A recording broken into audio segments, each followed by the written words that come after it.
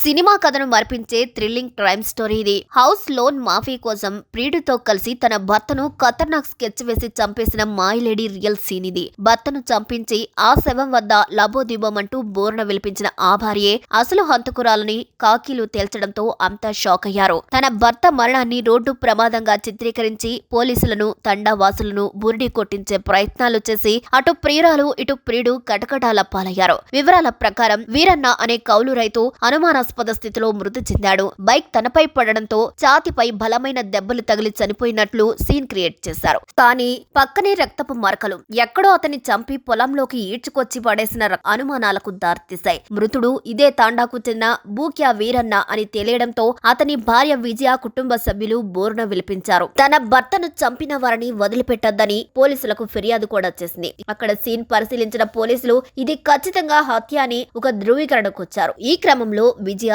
ఇదే గ్రామానికి చెందిన బాలాజీ అనే వ్యక్తితో వివాహేతర సంబంధం ఏర్పరచుకుంది. అతను కూడా కొంత డబ్బు అప్పిచ్చాడు. ఈ క్రమంలో గూడూరు మండలం రాజన్నపల్లి గ్రామానికి చెందిన ఆర్ఎంపీ భరత్ వీరికి ఒక సలహా ఇచ్చాడు. ఒక ప్రైవేట్ ఫైనాన్స్ సంస్థలో హౌస్ లోన్ ఇప్పించాడు. అప్పు తీసుకున్న వ్యక్తి ప్రమాదంలో చనిపోతే హౌసింగ్ లోన్ మాఫీ అవుతుందని సలహా ఇచ్చాడు. ఇదే అదనుగా భావించిన వీరన్న భార్య విజయ ఆమె ప్రియుడు బాలాజీ పక్కా ప్లాన్ వేశారు. వీరన్నను హతమార్చితే హౌస్ లోన్ మాఫీ అవుతుంది. వివాహేతర సంబంధానికి ఎవ్వరూ అడ్డుండరని భావించి ఆర్ఎంపీ భరత్ తో కలిసి హతమార్చారని మహబూబాబాద్ డీఎస్పీ తిరుపతిరావు తెలిపారు. భర్తను చంపించిన భార్య ఆడిన నాటకం చూసి అంతా నివ్వెరపోయారు. మరి ఈ వీడియోపై మీ అభిప్రాయాన్ని కూడా ఖచ్చితంగా కామెంట్ ద్వారా తెలియజేయండి. మరిన్ని అప్డేట్స్ కోసం మా ఛానల్ ని లైక్ చేయండి, షేర్ చేయండి, సబ్స్క్రైబ్ చేయండి.